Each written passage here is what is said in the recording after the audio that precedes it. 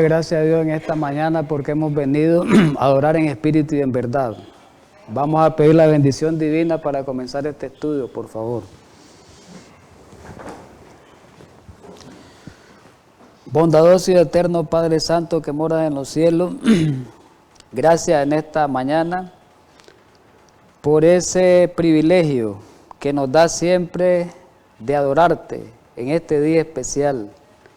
Gracias porque sabemos que hoy vamos a nutrirnos espiritualmente de tu palabra.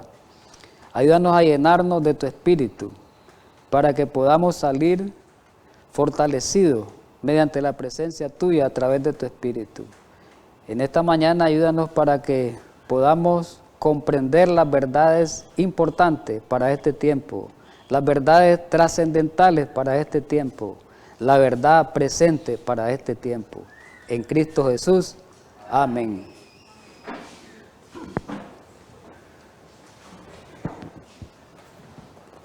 Muy bien, apreciables hermanos.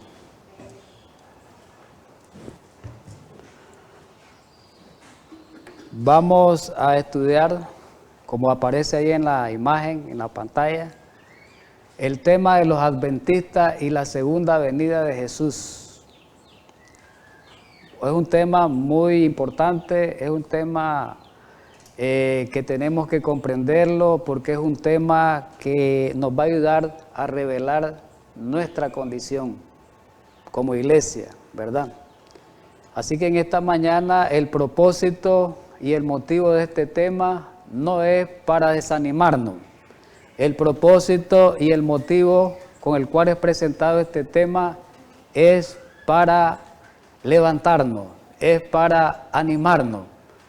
Porque como vamos a ver en el estudio, esta última iglesia, la Odisea, la iglesia que está en juicio, dice la Biblia y el consejo inspirado que está dormida.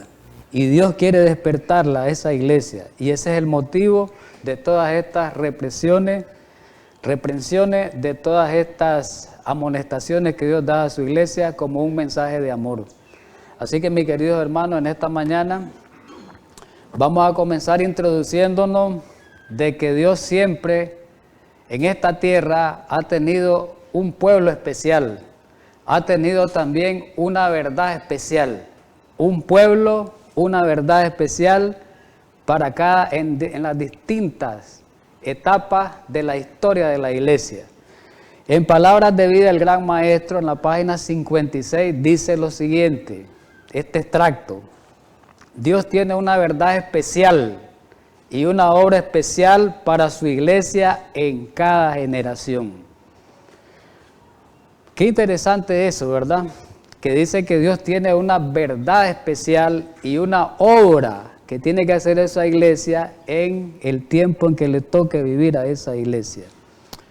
A lo largo de la historia, la Biblia registra que la primera iglesia, que es la iglesia antediluviana, antes del diluvio, fue un pueblo especial que tuvo Dios en medio de esas circunstancias oscuras que vivió la tierra, que vivió la creación al principio. Ahí Dios tuvo un pueblo especial, Dios tuvo un pueblo escogido, Dios tuvo un pueblo único, pero también Dios tuvo una verdad especial para ese tiempo. Nosotros sabemos que la verdad especial para ese tiempo era que venía un diluvio. Y se predicó 120 años, Noé y otros acompañantes de Noé predicaron 120 años que venía ese diluvio, que venía la destrucción a la tierra. Y que se prepararan para ese diluvio era el mensaje de predicación. Luego después, avanzando en la historia, en el tiempo de Israel trasladémonos a Israel. En el tiempo de Israel Dios tuvo un pueblo, que era el pueblo de Israel. Y Dios le dio a ese pueblo una verdad especial para ese tiempo. Leemos en Éxodo capítulo 19, versículos 5 y 6, leamos lo siguiente. Ahora pues, si diereis oído a mi voz y guardareis mi pacto, vosotros seréis mi especial tesoro, le dice Dios al pueblo de Israel. lo iba a considerar un especial tesoro sobre todos los pueblos. Un especial tesoro. Nos imaginamos que Dios nos trata como una joya, como un tesoro apreciable ha tratado a su pueblo Dios. Porque mía es toda la tierra, versículo 6, y vosotros me seréis un reino de sacerdotes y gente santa. Estas son las palabras que dirá a los hijos de Israel. Y en Deuteronomio hay otros pasajes, solamente voy a leer uno, en el capítulo 7 y en el verso 6, hablando de Israel, le dice, porque tú eres pueblo santo para Jehová tu Dios. Jehová tu Dios te ha escogido para hacerle un pueblo especial más que todos los pueblos que están sobre la tierra. Dios siempre ha tenido, repito, un pueblo especial, lo tuvo al principio, la primera generación, lo tuvo en el tiempo de Israel, le encomendó una verdad. Dios siempre comisiona una verdad a su pueblo en cada generación. La verdad que le comisionó a Noé es que venía un diluvio, ¿verdad? La verdad que le comisionó a Moisés y al pueblo israelita es que debían de guardar la ley, debían de obedecer la ley de Dios, debían de obedecer los mandatos de Dios para que fuese un pueblo muy especial, un pueblo único, como dice en Deuteronomio 14:2. Dios le dijo a Israel en los días de Isaías, los días del profeta Isaías, si leemos Isaías 49:6 en nuestra Biblia, miremos lo que dice, es muy interesante esta comisión, es muy interesante estas palabras que Dios le dice, que Dios dice de su pueblo Israel en ese tiempo. Dice, poco es para mí que tú seas mi siervo a Israel, para levantar las tribus de Jacob y para que restaure el remanente de Israel. También, esto es lo más importante, lo que viene. Aquí está lo que hemos venido diciendo. También te di por luz de las naciones. Israel se le encomendó una verdad, esa verdad le iba a proclamar a todas las naciones. Quiere decir que Israel iba a ser la luz en medio de esos pueblos paganos, en medio de esas naciones. Para que sea, dice, mi salvación hasta los postreros de la tierra. Qué interesante esto, hermano. Qué gran mensaje es este, ¿verdad? De la verdad presente de Dios en las distintas edades. Muy bien, vamos a avanzar al tiempo final, pues. O vamos a leer un poquito antes, me disculpan. Seguimos avanzando en la historia. Sabemos que Israel como nación, como pueblo, no cumplió con su cometido. No cumplió con la comisión Israel. Entonces Dios, ¿qué pasó? Tuvo que elegir otro pueblo. Tuvo que elegir otro pueblo y depositarle a ese pueblo, encomendarle de nuevo una comisión. Fue al pueblo de la iglesia primitiva, la iglesia de los apóstoles. Miremos lo que dice en Primera de Pedro, capítulo 2, versículo 9. Mas vosotros, lindo versículo este, lo hemos estudiado en reiteradas ocasiones. Mas vosotros sois linaje escogido al pueblo. Eso le está diciendo al pueblo, no de Israel, porque ya Israel no existía, sino a la iglesia apostólica. Mas vosotros sois linaje escogido, real sacerdocio, nación santa, pueblo adquirido por Dios, para que anunciéis las virtudes, el evangelio, la verdad presente, quiere decir eso, las virtudes de aquel que os llamó, que os ha llamado de las tinieblas su luz admirable. Dios le encomienda una verdad a este pueblo, al pueblo de la iglesia apostólica. Le encomienda una verdad, que sea siempre un pueblo especial, que sea un pueblo único, que sea un pueblo apartado para Dios, que sea un pueblo distinto, que se distinga para que proclame y predique esas verdades en ese tiempo era. Avancemos en la historia y vámonos al tiempo que vivimos hoy. El tiempo que vivimos hoy, avancemos en la historia. Dijimos al comienzo que Dios tiene un mensaje y tiene un pueblo en las distintas edades, y lo hemos visto a la luz de la palabra de Dios. Vamos al tiempo final a trasladarnos. Ahora, en el tiempo final Dios tiene un pueblo y Dios tiene una verdad para ese tiempo. Oigamos bien, Lo ha tenido a lo largo de la historia, lo vimos un repaso rápido de la historia. En este tiempo, Dios tiene un pueblo y un mensaje. Un pueblo especial, oigamos bien, que se distinga de los otros pueblos. Una iglesia que se distinga de las otras iglesias. Que no sean las mismas, que se distinga. Y hemos estudiado las distinciones. Le hemos estudiado en otros estudios. En qué tenemos que ser distintos esta nueva iglesia. En todo, como Israel. En el comer, en el beber, en el vestir, en el hablar, en nuestras relaciones, en todo, ¿verdad? Pero ¿dónde está concentrado un versículo clave importante que me distinga a esa iglesia, que me señale a esa iglesia, que pueda visualizar esa iglesia? Apocalipsis 12:17 es un versículo clave para la última iglesia. Entonces el dragón se llenó de ira contra la mujer y se fue a hacer guerra contra el resto de la descendencia de ella. ¿Quién es el resto de la descendencia de ella? Dice, los que guardan. Aquí están las características distintivas. Esto es lo que nos hace ser especial al pueblo de Dios de este último tiempo, que somos los adventistas del séptimo día. ¿Qué es lo que nos hace ser especial? Que guardamos los mandamientos de Dios y tienen el testimonio de Jesucristo. Sabemos que es el espíritu de profecía, la revelación para este tiempo, ¿verdad? Muy bien. La pregunta es, hemos identificado al pueblo adventista, pero ese pueblo adventista Dios le comisionó una verdad. Y no es una verdad cualquiera. Vamos a verlo a lo largo del estudio, que es una verdad que no se le ha comisionado a nadie. Oiga bien, clase de privilegio ese para la última iglesia.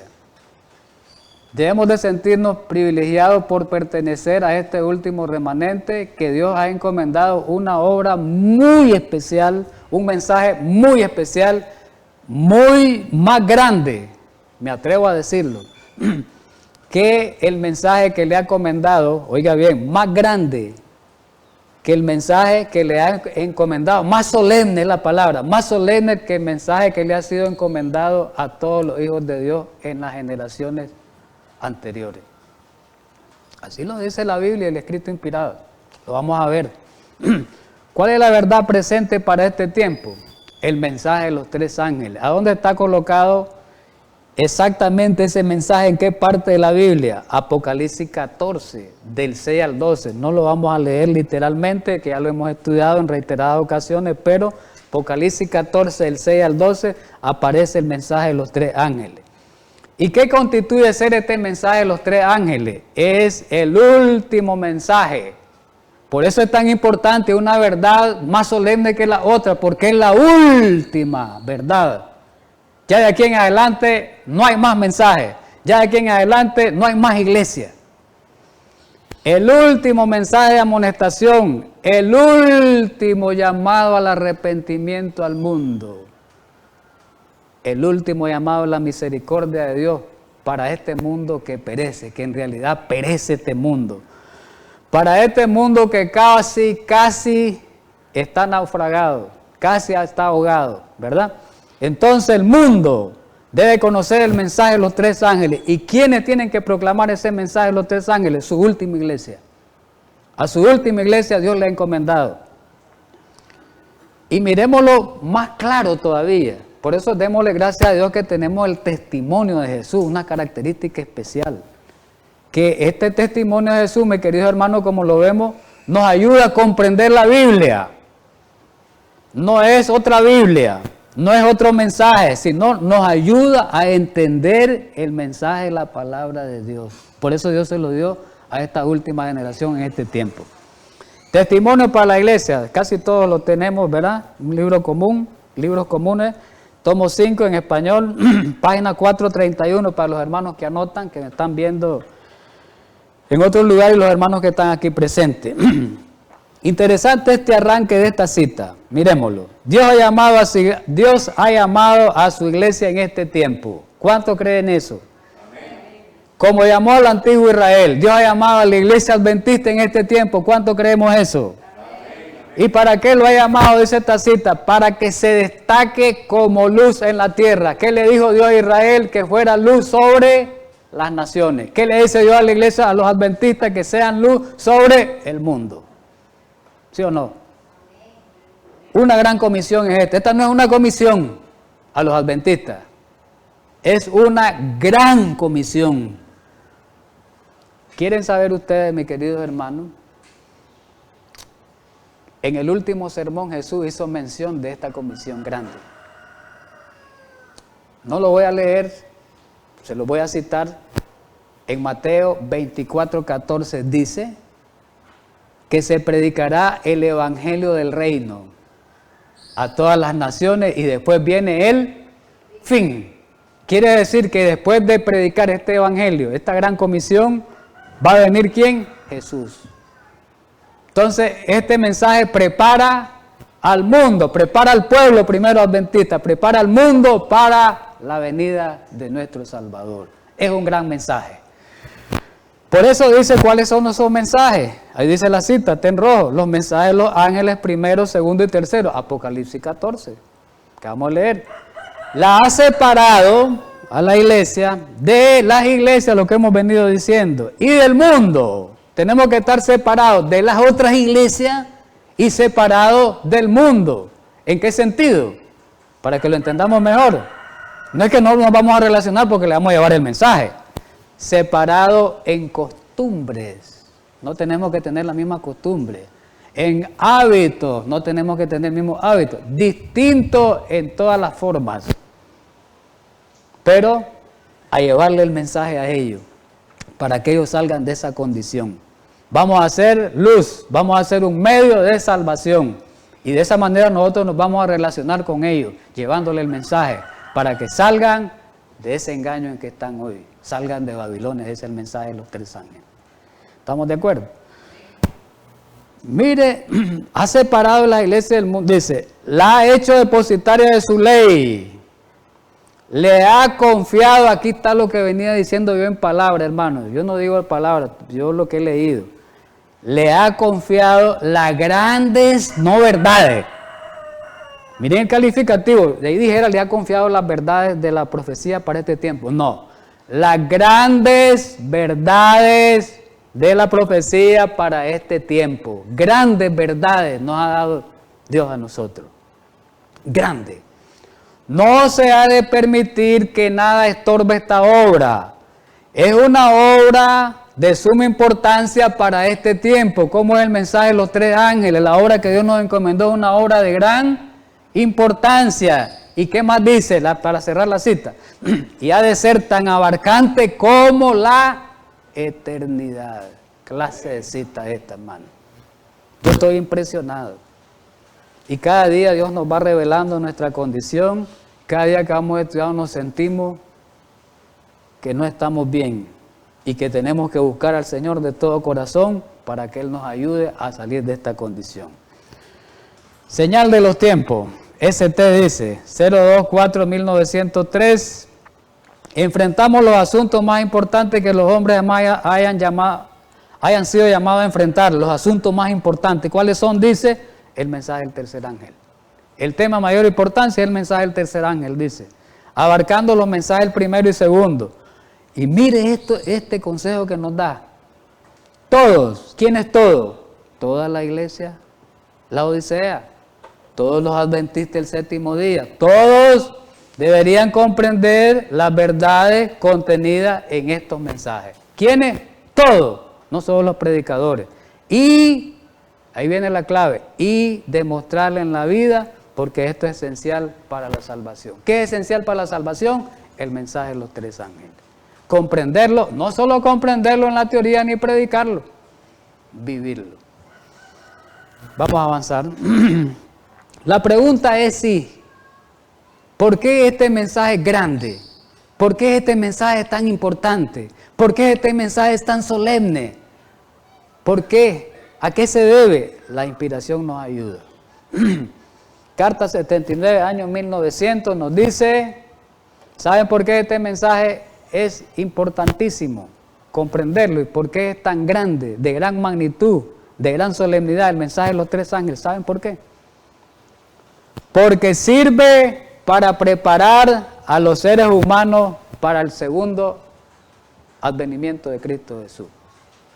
Es un mensaje que nos va a ayudar a preparar a la iglesia y al mundo que lleve ese mensaje para que esperemos a nuestro Salvador. Es un mensaje preparatorio, por eso es importante.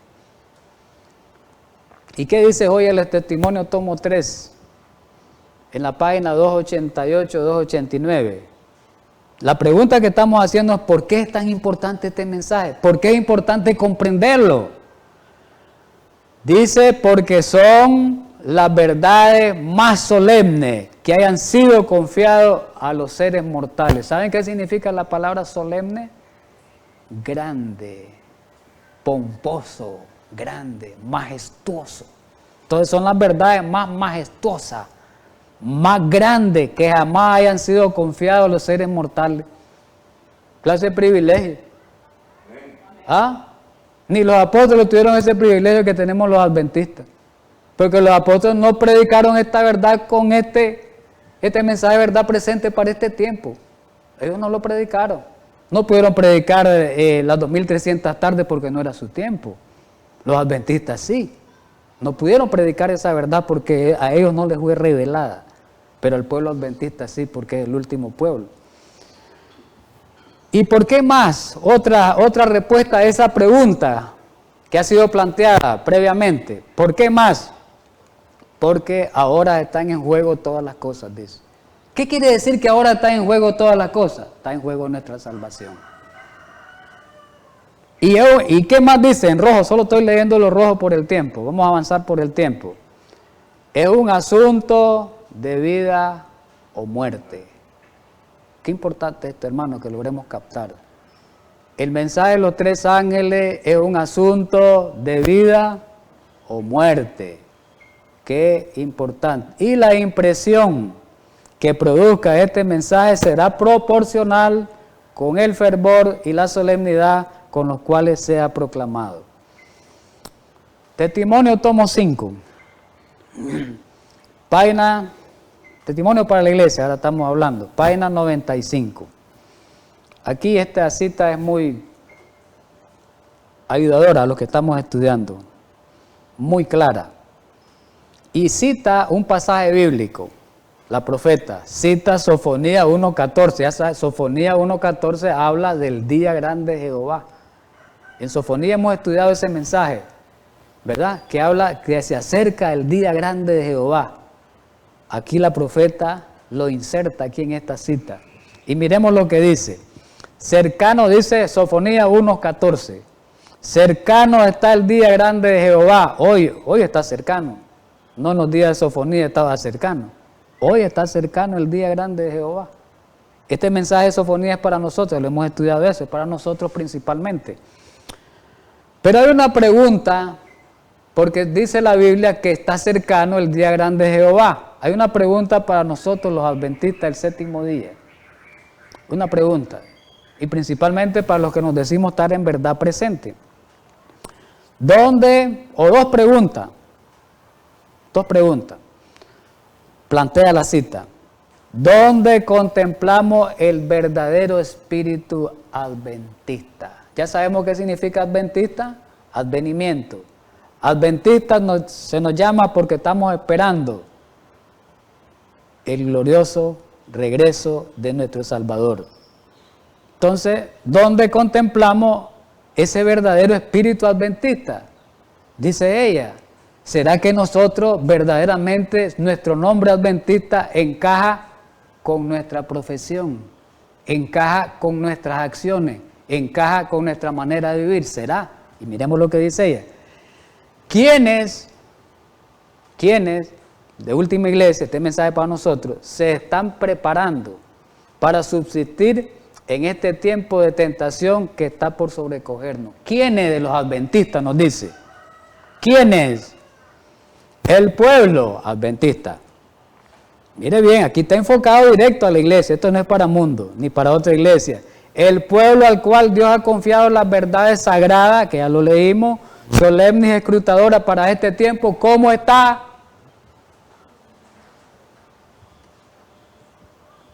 ¿Cómo está? Durmiendo en su puesto, dice la cita. Adventista del séptimo día, nosotros, ¿cómo está la inmensa mayoría de nuestro pueblo? Inmensa mayoría, ¿verdad? Porque hay un remanente siempre, eso sabemos. La inmensa mayoría, ¿cómo está? ¿Cómo estamos? Dormidos. Por eso Dios tiene que enviar el mensaje. Por eso dice que hay que tocar trompeta en Sión y dar alarma en mi santo monte. El santo monte es la iglesia. Hay que tocar trompeta, hay que alarmar a la iglesia porque la iglesia adventista, la iglesia al cual Dios le dio los grandes mensajes, está dormida y no hemos cumplido el cometido plenamente. Por eso Jesús no ha venido, porque somos los culpables nosotros. Jesús ha tardado por eso. Lo vamos a seguir viendo en este estudio. ¿Por qué dice que está dormido? Y mire qué pasaje cita ella. Ella lo cita. Manda, ¿a qué mensaje nos manda? Apocalipsis 3:17, ¿qué mensaje de la iglesia pertenece? A la Odisea. ¿Cómo está la Odisea? Dice, dormida. No lo digo yo, mi querido hermano, porque alguien dirá, este hermano Francisco solo viene a hablar de una manera dura, mala contra la iglesia. No, es el mensaje que Dios nos da. Y el mensaje no es para que nos desanimemos, ni para que nos perdamos, ni para que nos vayamos a la iglesia, ni para que nos vayamos al mundo, para que nos animemos y salgamos de esa condición. No para estar ahí entreteniditos, como los adventistas, la mayoría, inmensa mayoría de los pastores los tienen entretenidos. No queremos dar eso de entretenimiento. No es tiempo para entretenimiento. Es tiempo para tocar trompeta en Sión y dar alarma en el santo monte. ¿Y por qué dice ella que está dormida? Dice, por sus acciones. Tenemos la verdad, somos ricos, sabemos mucho, estamos enriquecidos, no tenemos necesidad de ninguna cosa. Mientras el testigo fiel, ¿quién es Cristo? ¿Qué le dice Cristo? Nosotros decimos que estamos bien, hoy los adventistas, que tenemos la verdad, que la predicamos, que evangelizamos, que hacemos esto, que hacemos lo otro, que curamos, que sanamos, que comemos soya. Pero ¿qué dice el testigo fiel? El testigo fiel Jesús que declara, y no conoces que tú eres un desventurado, un miserable. ¿Sabe cómo nos dice el testigo fiel? Y no nos dice porque no nos ama. Él nos da un mensaje, lo vamos a seguir viendo en el estudio, de advertencia, pero al final es un mensaje de amor, porque nos llama al arrepentimiento. Eres un pobre, eres un miserable, un pobre, un ciego, un desnudo. Aquí está el mensaje de la Odisea, ya lo hemos estudiado.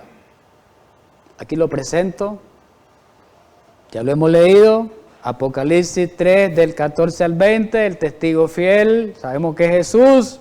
Jesús le revela, Jesús nos revela nuestra condición como iglesia en este tiempo.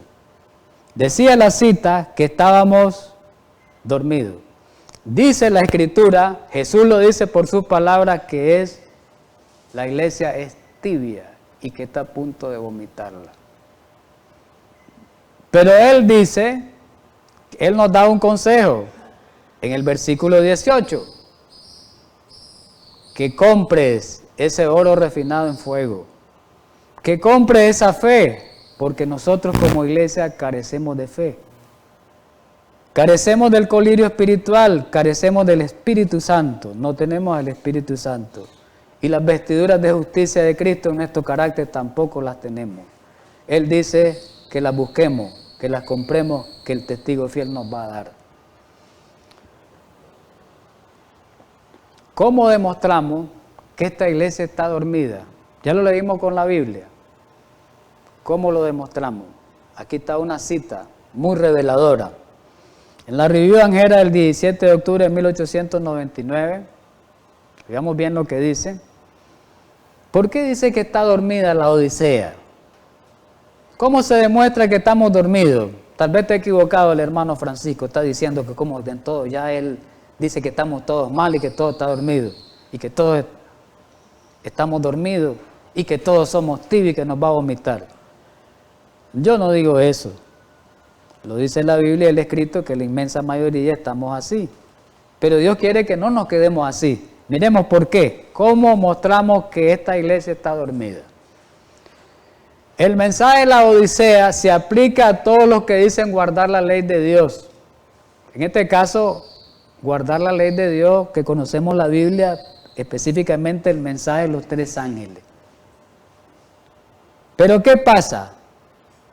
Lo conocemos en la teoría. Pero ¿qué pasa? No somos hacedores de ese mensaje. No practicamos ese mensaje. Recordemos que el apóstol Santiago dice que no solo seamos oidores. Entonces, ¿qué nos pasa a los adventistas? Somos oidores.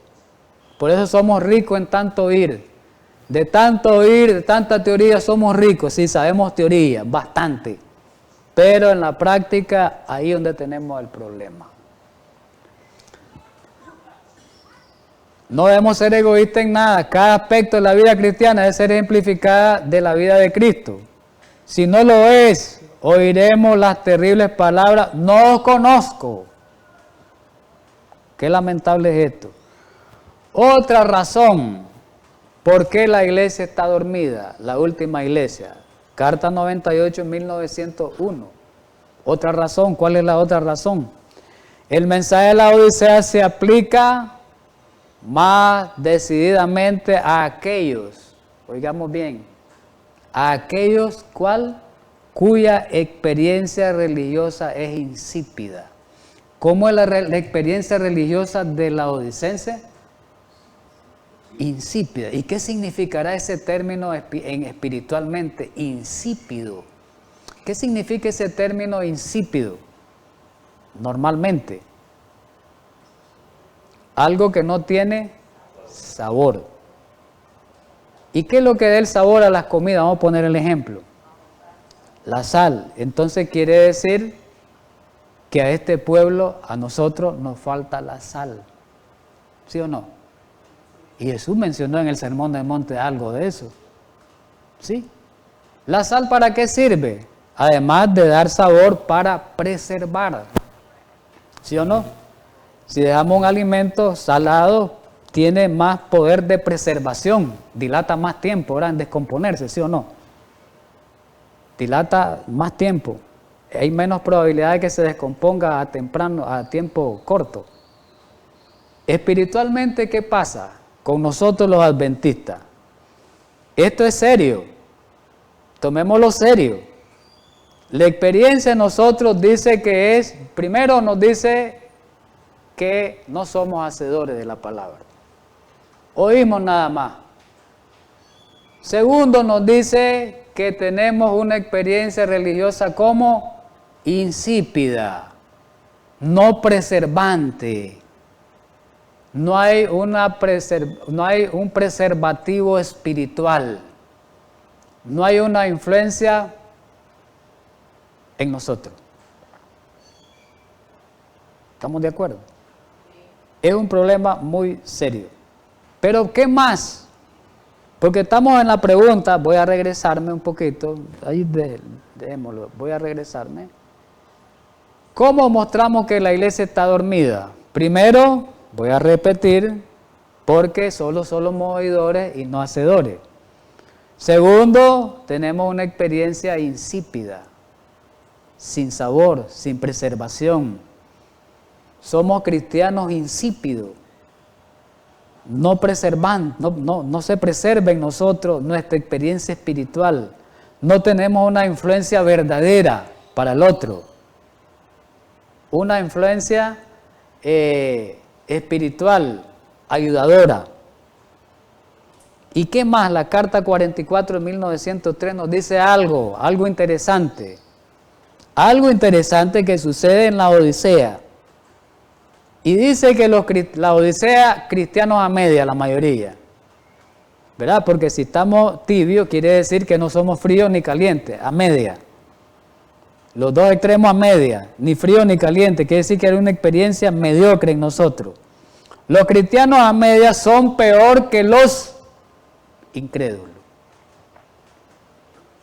Es terrible esto. Pues sus palabras engañosas y su posición evasiva descarrían a muchos. El incrédulo se va a mostrar como tal es. El cristiano tibio, ¿a quién engaña?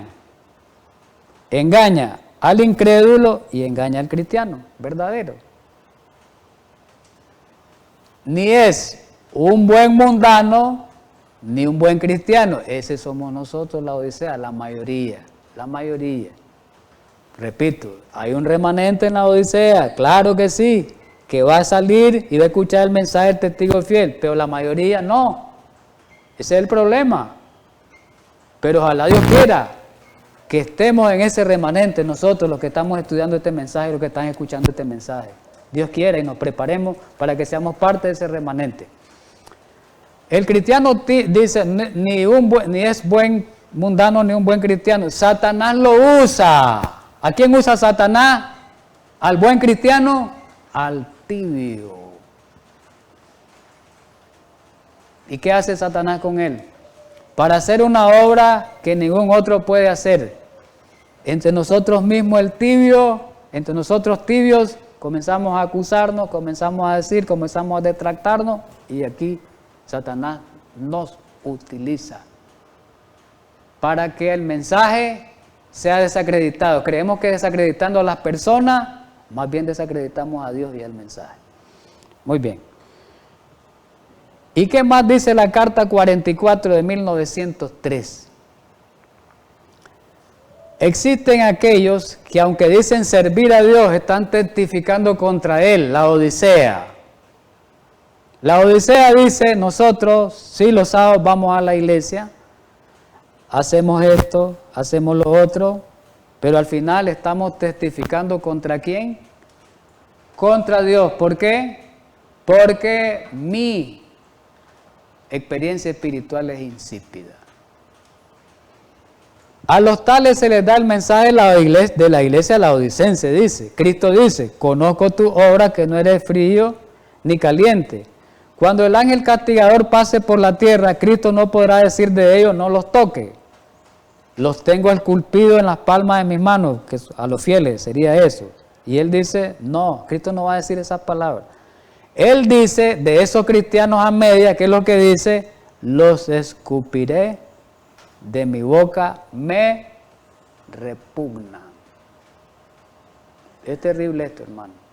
Dios quiere y nos anime para que salgamos de esta condición nosotros espiritual, porque Él nos revela esta condición. En Mateo, en el último sermón de Jesús, Mateo 24, Jesús dijo algo claro, parecido a los de la Odisea. Tiene bastante similitud este mensaje de Jesús, de la vigilancia. El mensaje de la vigilancia que presenta Jesús, Mateo 24, tiene similitudes con el mensaje de la Odisea. Y dice, versículo del 24, del 45 al 51, tal vez no lo leo todo, y dice, ¿quién es pues el siervo fiel y prudente, al cual puso su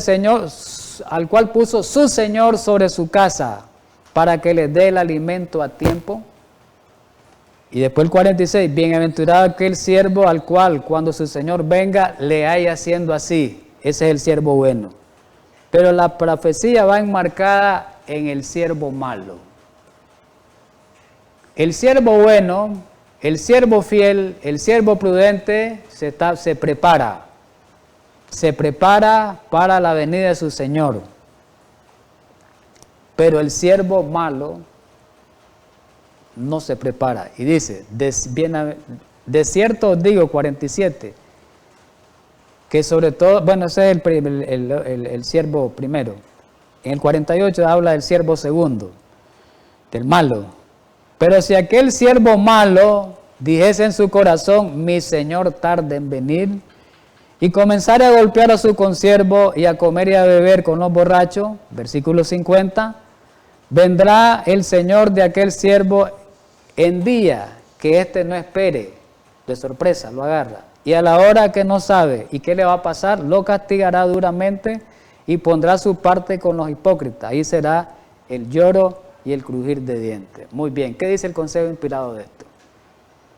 Mire cómo comenta ella este pasaje.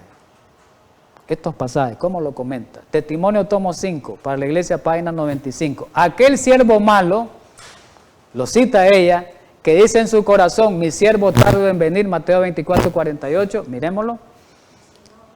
Mi Señor tarda en venir, disculpen, ¿verdad? Leí mal, mi Señor tarda en venir, Mateo 24, 48. Ese siervo malo, ¿quién es? Profesa estar aguardando a Cristo. La Odisea no profesamos estar esperando a Jesús. Por eso se llama iglesia adventista. Los adventistas estamos esperando a Jesús. ¿Sí o no? Por eso el advenimiento, estamos esperando a Jesús. Pero muchos no lo estamos esperando, como lo leímos ahorita. Con nuestra manera de vivir no estamos esperando a Jesús. En la teoría sí, pero en la práctica no. Y esta experiencia aquí también se refleja. Aquí está el laodicense dibujado, reflejado aquí en esta cita y en este mensaje del siervo malo.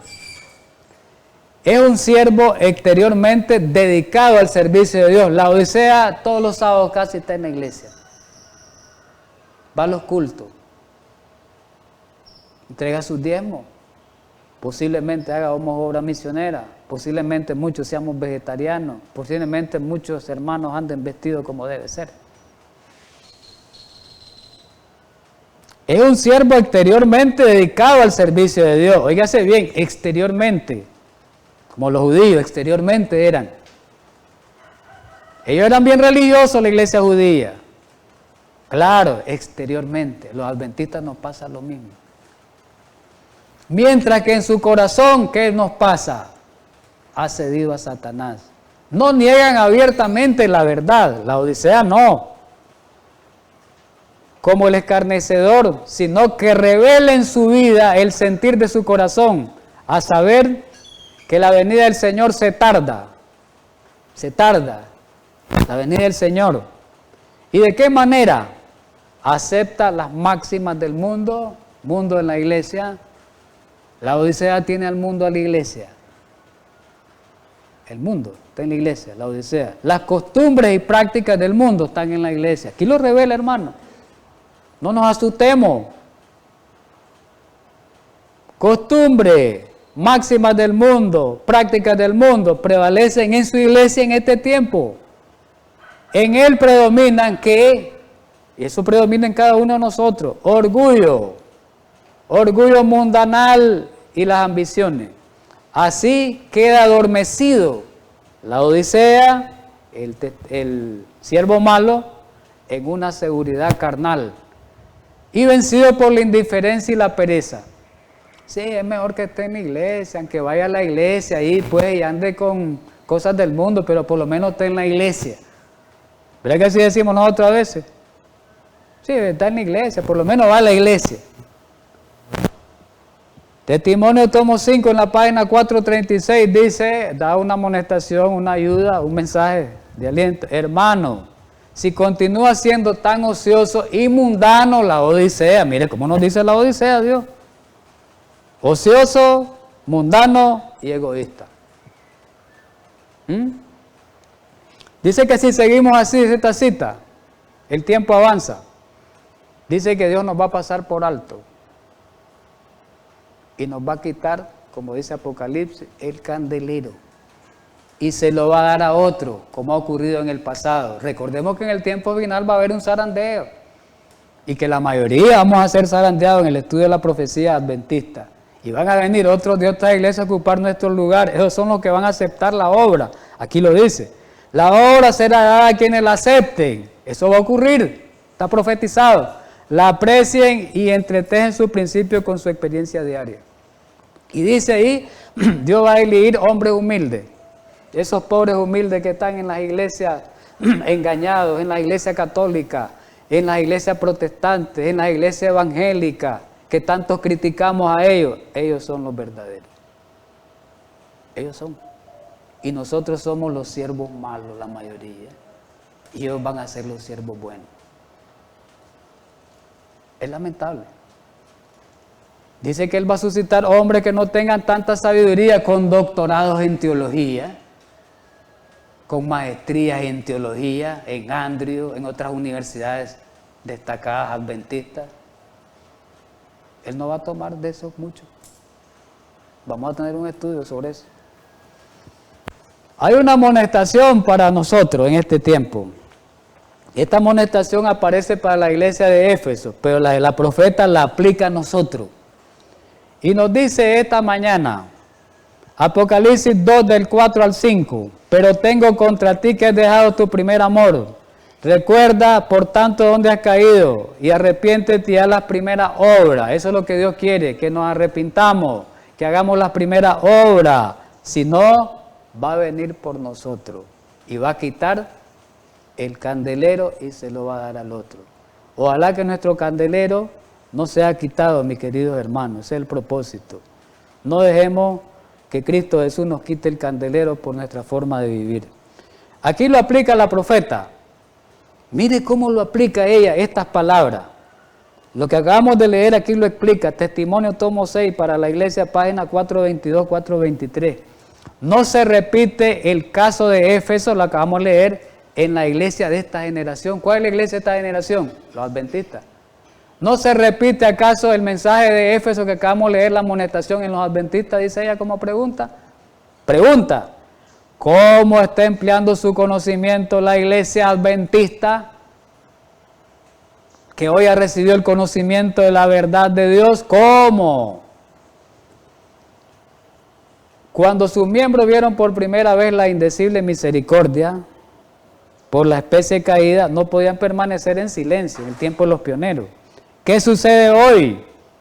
Hermanos y hermanas, vosotros que habéis aseverado durante largo tiempo creer la verdad, os pregunto individualmente. A cada uno nos hace esta pregunta esta mañana. Le pregunta a Ricardo, le pregunta a Benito y nos pregunta a cada uno de ellos. Os pregunto individualmente. ¿Han estado vuestra práctica en armonía con la luz, los privilegios y las oportunidades que os concedió el cielo? ¿Qué quiere decir eso? Lo que has oído lo has puesto en práctica. Eso quiere decir, esta pregunta es grave, dice ella. ¿Por qué dirá que esta pregunta es grave? Otra pregunta, ¿por qué hay tan poca fe en el pueblo de Dios adventista? Tan poco poder espiritual. Otra pregunta, ¿por qué son tan pocos los que llevan el yugo y la carga de Cristo? Pocos. En una iglesia no lo llevan todos. ¿Por qué hay que incitar a los miembros a emprender su obra por Cristo? Hay que hacer obra misionera, hermano. Hay que buscar obra misionera, hay que estarlo diciendo y diciendo. No deberíamos de hacer así. De cada quien debería salir que lo motive el Espíritu Santo a ir a hacer esa obra. ¿Por qué son tan pocos los que pueden revelar los misterios de la redención? Testimonio para la iglesia, tomo 5, página 432, sigue. Hay una terrible culpa de la cual la iglesia es responsable. Porque no, ¿verdad? No están, dice, porque no están haciendo más, pregunta, ¿por qué no están haciendo más esfuerzo ferviente para dar la luz a otros, aquellos que la tienen? Ven que el fin se acerca, ven que multitudes violan diariamente la ley de Dios, saben que esas almas no pueden ser salvas en la transgresión. ¿Y qué estamos haciendo?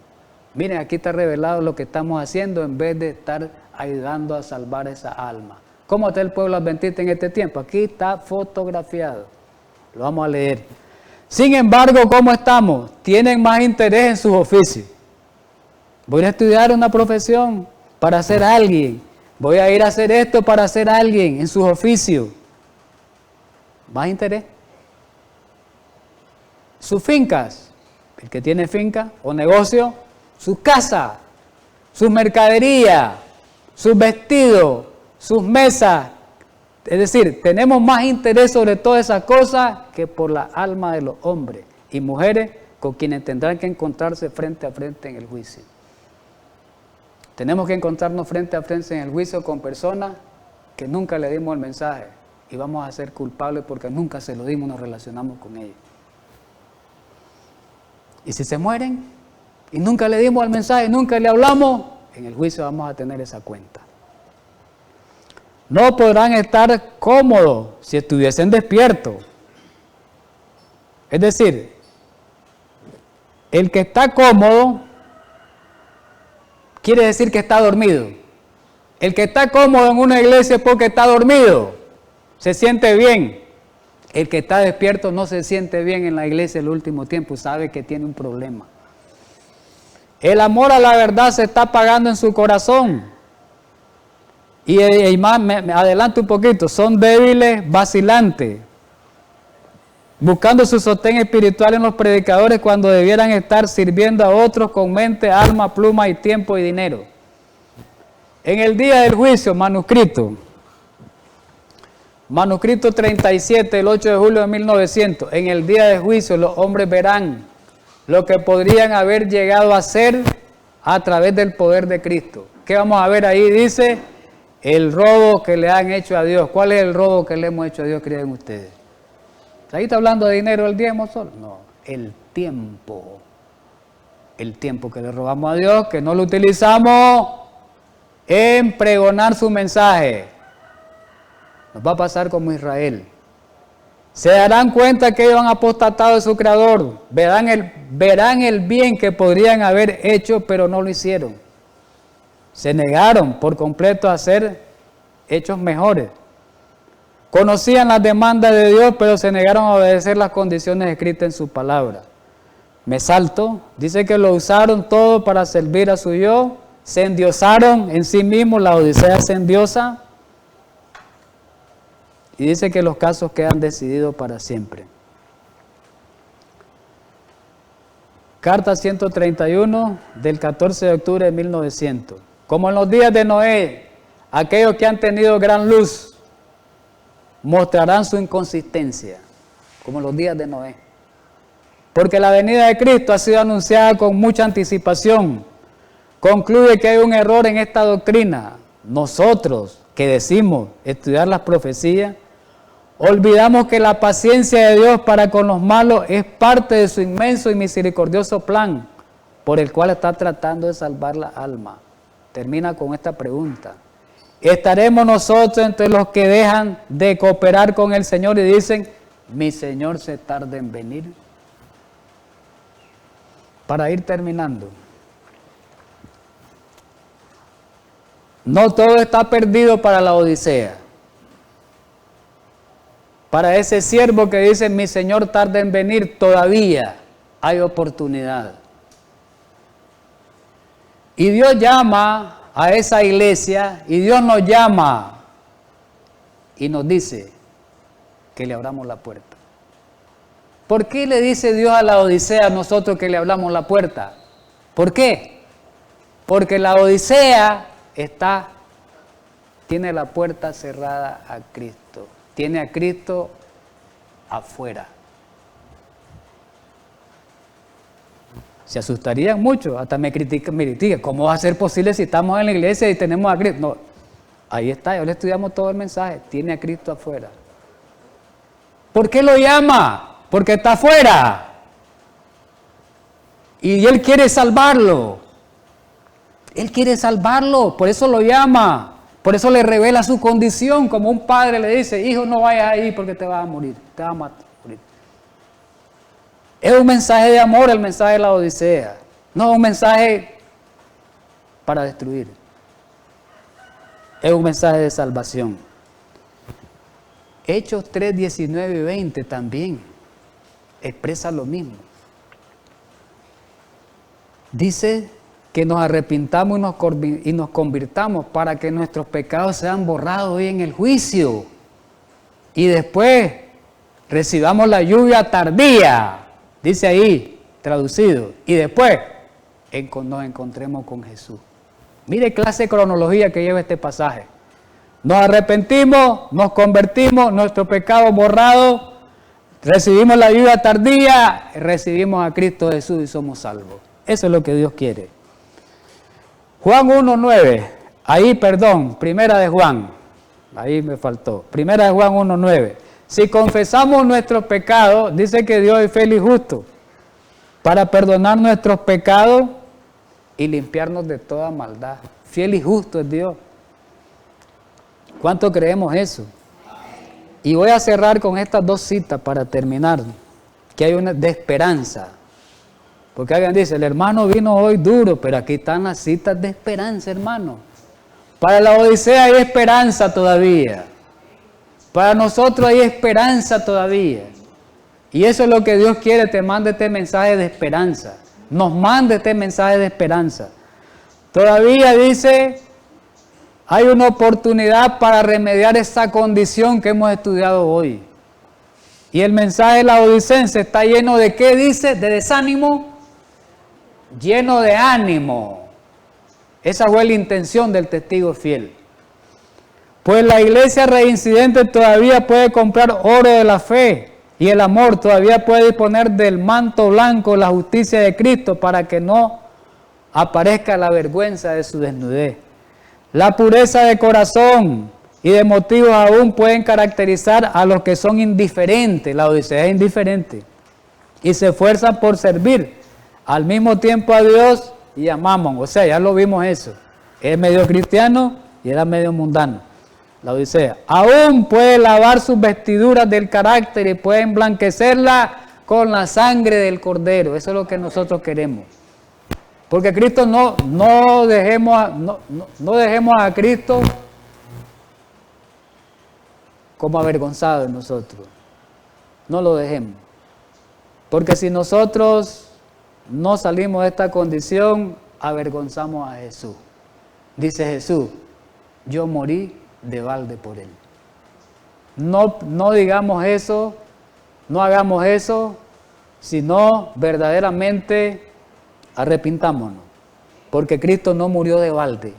Cristo murió para salvarnos y para sacarnos de esta condición y para librarnos de la destrucción eterna. Termino. Hay esperanza para nuestras iglesias. ¿Cuándo? ¿Cuándo hay esperanza? Si prestan atención al mensaje dado a los laodicenses. Amén. Así que, mis queridos hermanos, démosle gracias a Dios en esta mañana porque nos ha permitido estudiar este mensaje de verdad presente. Sí, es de verdad presente.